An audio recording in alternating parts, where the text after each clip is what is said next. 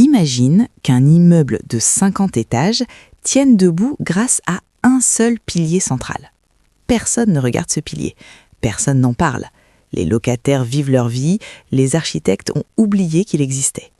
Et un matin, sans prévenir, ce pilier commence à fissurer. Personne ne panique, parce que personne ne sait. Ce que je vais te raconter aujourd'hui, c'est exactement cette histoire. Sauf que l'immeuble, c'est l'économie mondiale. Ton économie, celle qui décide combien tu payes ton loyer à Lyon, ton hypothèque à Montréal ou ton crédit à Bruxelles. Et le pilier, c'est un pays dont tu n'aurais jamais soupçonné l'importance financière. On ne parle pas de la Chine, on ne parle pas de l'intelligence artificielle. On parle d'un mécanisme tellement ennuyeux sur le papier que jamais aucun média francophone ne fera de titre dessus. Et c'est précisément pour ça qu'il est dangereux. Si tu t'es demandé ces derniers mois pourquoi ton crédit immobilier reste aussi cher que tu sois à Paris, à Genève ou à Québec, pourquoi les marchés font des montagnes russes sans raison apparente et pourquoi les banques centrales ont beau parler d'assouplissement sans que rien ne change concrètement dans ta vie, reste jusqu'au bout, parce que la réponse va probablement te mettre en colère. Partie 1. Le pays fantôme de la finance mondiale. Pour comprendre ce qui se passe aujourd'hui, faut remonter au début des années 90, au Japon. À cette époque, le Japon, c'était une bête, une machine économique qui faisait trembler le monde entier. Les entreprises japonaises rachetaient des immeubles à Manhattan comme toi tu achètes un café le matin. L'immobilier à Tokyo valait théoriquement plus cher que l'ensemble du territoire américain. C'est comme si le prix du mètre carré d'un seul arrondissement de Paris dépassait la valeur de toute la Wallonie. Absurde, mais c'était réel. Et puis, boum, tout s'est effondré.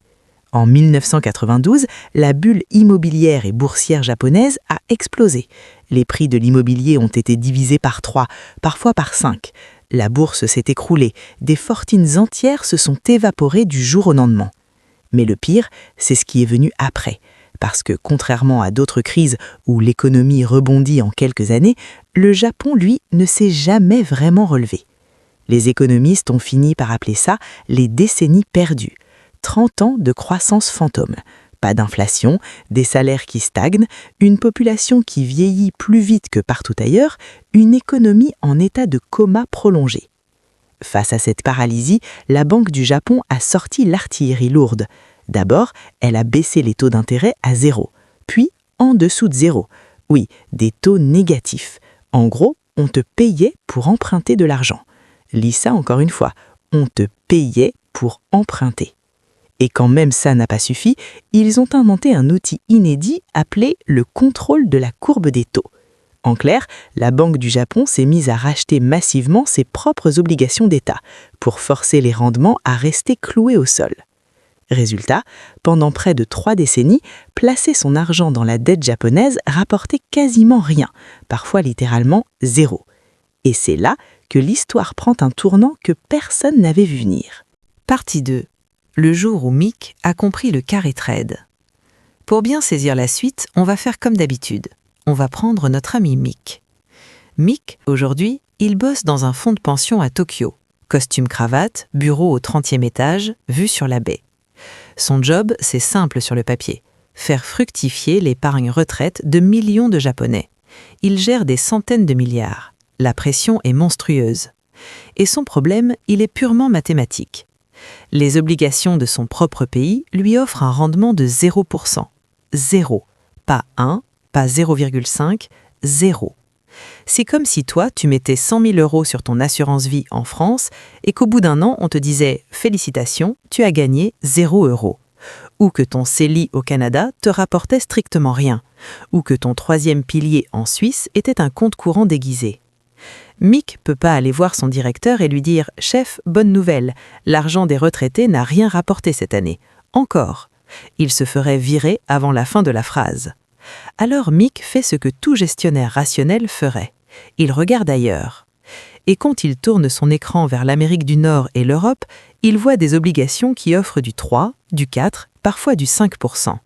Son cerveau fait le calcul en 2 secondes. Voilà ce que Mick met en place. Il emprunte 1 milliard de yens au Japon. Coût de l'emprunt, quasiment 0. Il convertit ses yens en dollars, en euros, en francs suisses. Il achète des obligations d'État américaines, françaises, canadiennes, de partout. Et il empoche la différence. De l'argent quasi gratuit d'un côté, un rendement solide de l'autre. La marge entre les deux, c'est du profit pur. Ce mécanisme a un nom, le carry trade sur le yen. Mais Mick n'est pas le seul malin de la salle. Des milliers d'institutions japonaises ont fait exactement le même calcul. Banques, assureurs, fonds souverains. Tout le monde s'y est mis. Et Mick, une fois qu'il a goûté à ce rendement facile, il ne s'arrête pas aux obligations d'État. Il achète de l'immobilier commercial à Londres, des obligations d'entreprise en zone euro, de la dette canadienne, de la dette suisse. Tout ce qui rapporte plus que zéro devient une cible. Multiplie cette opération par des milliers de Mick pendant 30 ans et tu obtiens un flux de capitaux estimé à plusieurs milliards de dollars. Le Japon est devenu le plus grand créancier étranger des États-Unis, mais aussi un acheteur massif de dettes européennes et canadiennes. Le financeur silencieux de l'économie occidentale tout entière. Et voici le truc qui devrait te faire bondir de ta chaise. Ce flux d'argent japonais avait des effets directs sur ta vie quotidienne, que tu habites à Bordeaux, à Lausanne, à Liège ou à Sherbrooke. Parce que quand un acheteur massif comme Mick se présente sur les marchés obligataires mondiaux et achète sans relâche, il fait mécaniquement baisser les taux d'intérêt partout. Et ces taux, ce sont ceux qui influencent le coût de ton crédit IMO, la valeur de tes placements, le rendement de ton assurance vie, le taux de ton hypothèque. Pendant 30 décennies, une partie du confort financier de la francophonie était subventionnée par des milliers de Mick au Japon, sans contrat, sans vote, sans que personne ne s'en rende compte. C'était le pilier invisible dont je te parlais au début. Partie 3. Le jour où tout a basculé. Pendant 30 ans, tout ce système reposait sur une seule hypothèse. Les taux japonais resteraient à zéro pour toujours. C'était tellement ancré dans les mentalités que le monde financier l'avait intégré comme une loi de la nature. Le soleil se lève à l'est, l'eau bout à 100 degrés et les taux japonais restent à zéro, point final. Sauf que les lois économiques ne sont pas des lois physiques. En 2024, la Banque du Japon a fait quelque chose que personne n'avait vu depuis 17 ans. Elle a relevé ses taux et dans la foulée, elle a officiellement mis fin au contrôle de la courbe des taux. 2 décisions, quelques lignes dans un communiqué de presse et l'onde de choc a traversé la planète. La bourse japonaise a connu sa pire journée depuis 1987, plus de 12% de chute en une seule séance. Wall Street a suivi, les bourses européennes ont tremblé, le TSX à Toronto a décroché, le SMI à Zurich a vacillé, le CAC 40 à Paris a plongé. Et maintenant, revenons à Mick. Mick se réveille ce matin-là. Il ouvre ses écrans et il comprend immédiatement que les règles viennent de changer. Son emprunt en yens ne coûte plus zéro, il coûte maintenant quelque chose de réel. En parallèle, se protéger contre les variations du yen face au dollar, à l'euro, au franc suisse, au dollar canadien, ça devient beaucoup plus cher aussi. Mick ressort sa calculatrice. Il refait ses marges position par position. Ses obligations américaines, la marge fond. Ses OAT françaises, pareil. Sa dette canadienne, le calcul ne tient plus. Ses placements en francs suisses, même constat. Et quand le calcul ne fonctionne plus, le comportement change radicalement. Mick a 2 options. Continuer à perdre de l'argent sur des investissements occidentaux ou rapatrier son capital au Japon, où pour la première fois dans 30 ans, les obligations locales offrent enfin un rendement correct. Le choix est évident. Mick rentre à la maison. Et il n'est pas le seul. Des milliers de gestionnaires japonais font le même calcul au même moment. Ce phénomène massif s'appelle le rapatriement de capitaux et il est en train de redessiner la carte financière mondiale, en silence. Partie 4. Pourquoi ça change tout dans ta vie? Tu te dis peut-être, ok, Mick déplace son argent, mais moi je vis à Nantes, ou à Namur, ou à Gatineau. Qu'est-ce que j'en ai à faire des obligations japonaises? Tout. Tu en as absolument tout à faire. Et voici pourquoi. D'abord, une précision cruciale que la plupart des gens ignorent. Les taux d'intérêt que tu subis au quotidien ne dépendent pas uniquement de ta banque centrale locale, ni la BCE pour la zone euro, ni la Banque du Canada, ni la Banque nationale suisse. Ces institutions contrôlent les taux à court terme, le taux directeur, le taux au jour le jour entre banques. C'est leur terrain de jeu. Mais les taux à long terme, ceux qui déterminent réellement combien tu paies ton crédit immobilier en France, ton hypothèque au Québec ou ton prêt en Suisse, ces taux-là sont fixés par les marchés, par qui achète et qui vend des obligations, par l'offre et la demande. Point. Et c'est là que le retrait de MIC devient un tremblement de terre. Prenons un exemple concret. En France, les taux des crédits immobiliers sont fortement corrélés au rendement de l'OAT à 10 ans, l'obligation d'État française. Si des acheteurs massifs comme les fonds japonais se retirent du marché des OAT, il y a moins de demandes. Et quand la demande baisse, face à une offre constante, le rendement monte. Ton crédit immobilier coûte plus cher. C'est mécanique. Au Canada, c'est le même principe avec les obligations fédérales. La Banque du Canada peut baisser son taux directeur autant qu'elle veut. Si le marché obligataire ne suit pas, parce que les gros acheteurs internationaux se retirent, les taux hypothécaires à 5 ans restent élevés. Et au Canada, avec le nombre colossal d'hypothèques à taux variable, c'est une bombe à retardement pour des millions de familles. En Suisse, la situation est encore plus tordue. Le franc suisse est lui-même utilisé comme monnaie de carry trade, un peu comme le yen.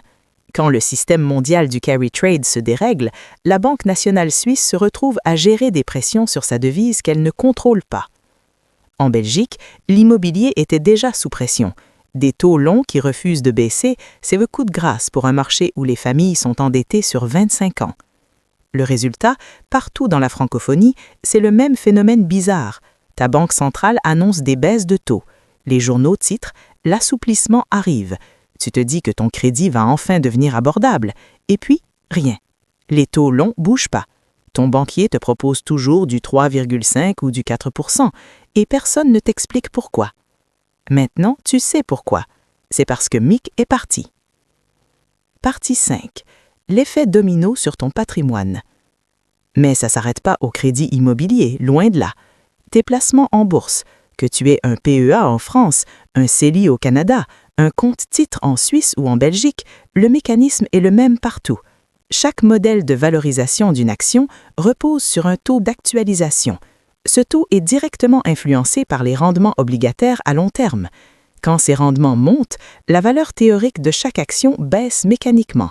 Même si l'entreprise fait des bénéfices records, le prix que le marché est prêt à payer pour ces bénéfices se contracte. C'est pour ça que ta bourse peut sembler fragile, alors que les résultats des entreprises sont corrects.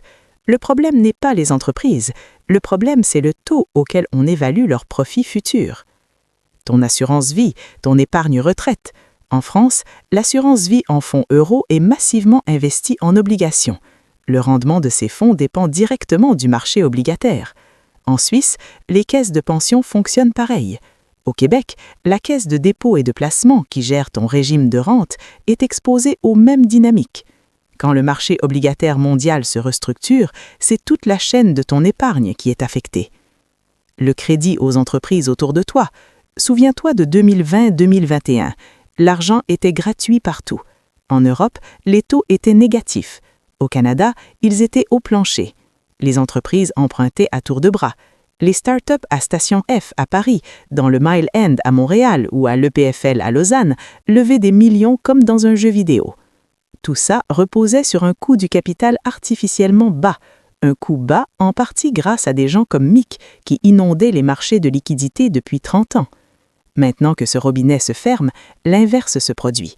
Les projets d'expansion sont reportés, les embauches ralentissent, les petites entreprises qui avaient emprunté à taux variable commencent à suffoquer. La petite entreprise d'en bas de chez toi qui avait contracté un prêt en 2021, quand les taux étaient au plancher, elle se retrouve aujourd'hui à payer le double d'intérêt sur le même emprunt. Le crédit, c'est le sang de l'économie. Quand il circule librement, tout le corps fonctionne. Quand il se raréfie, chaque organe commence à souffrir.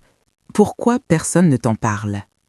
Ray Dalio, le fondateur du plus grand fonds spéculatif de l'histoire, tire la sonnette d'alarme depuis des mois. Il dit que le marché obligataire est le socle sur lequel repose chaque autre marché. Quand ce socle tremble, tout ce qui est construit dessus vacille. Et il décrit un schéma qu'on voit se déployer sous nos yeux. Les taux longs montent, les devises s'affaiblissent, l'or explose, les investisseurs fuient les obligations. L'or bat des records historiques. L'euro, le dollar canadien et même le franc suisse montrent des signaux inhabituels. Et les taux longs restent hauts malgré les discours rassurants des banques centrales. Tous les signaux sont là. Mais le problème, c'est que personne ne les relie entre eux. Et il y a une raison très simple à ça. Ce sujet n'est pas vendeur. Les algorithmes de YouTube, d'Instagram, de TikTok, ils récompensent l'émotion. Un titre sur « l'IA qui va supprimer ton job », des millions de vues. Une vidéo sur le dernier scandale politique, engagement maximal. Un trade sur la prochaine crypto qui va exploser, viralité assurée. Mais un contenu sur le retrait des capitaux institutionnels japonais et son impact sur les OAT françaises, les obligations fédérales canadiennes et le marché hypothécaire suisse, zéro clic, zéro partage, zéro existence algorithmique. Et pourtant, c'est cette force invisible qui décide combien tu paies pour te loger, combien vaut ton épargne et si l'entreprise qui t'emploie pourra encore emprunter l'année prochaine. Le récit qu'on te sert dans les médias francophones est simple et rassurant. La BCE baisse ses taux, la Banque du Canada assouplit, tout va rentrer dans l'ordre, sois patient. C'est confortable, c'est digestible et c'est incomplet. Parce que ça suppose qu'il y aura toujours un acheteur pour la dette occidentale à n'importe quel prix, que la liquidité mondiale est une ressource inépuisable, qu'un communiqué de presse de Christine Lagarde ou de Tiff Macklem suffit à résoudre des déséquilibres qui se sont construits sur 3 décennies. Mick, lui, il sait que c'est fini, et il agit en conséquence. Ce qu'on vit en ce moment, c'est pas une crise au sens spectaculaire du terme. Il n'y a pas de crash brutal au journal de 20 heures sur France 2, pas de titre catastrophe dans Le Devoir ou dans Le Temps. C'est plus subtil que ça. C'est un rééquilibrage de fond. La fin d'un arrangement invisible qui a bercé la finance mondiale pendant une génération entière. Et comme tous les changements structurels, ces effets ne se manifestent pas en un jour. Ils s'installent progressivement, silencieusement, jusqu'à ce qu'un matin tu te réveilles dans un monde où les règles ont changé sans que personne ne t'ait prévenu. Que tu sois à Marseille, à Zurich, à Charleroi ou à Trois-Rivières, les forces en jeu sont les mêmes. Le monde financier est interconnecté. Et quand le plus gros financeur silencieux de la planète décide de rentrer chez lui, personne n'est épargné. Mick a déjà compris, les grands fonds ont déjà bougé. La question, c'est est-ce que toi, tu vas comprendre avant que ça te touche directement ? Mon objectif avec cette chaîne, c'est de mettre en lumière ces forces invisibles, celles que les médias francophones ignorent parce qu'elles ne rentrent pas dans un format de 30 secondes et qu'elles ne génèrent pas assez de clics. Si ce type de contenu te parle, abonne-toi. Active la cloche et envoie cette vidéo à quelqu'un qui se demande pourquoi tout semble devenir plus cher sans raison apparente. Parce qu'il y a toujours une raison. Il suffit de savoir où regarder. On se retrouve dans la prochaine.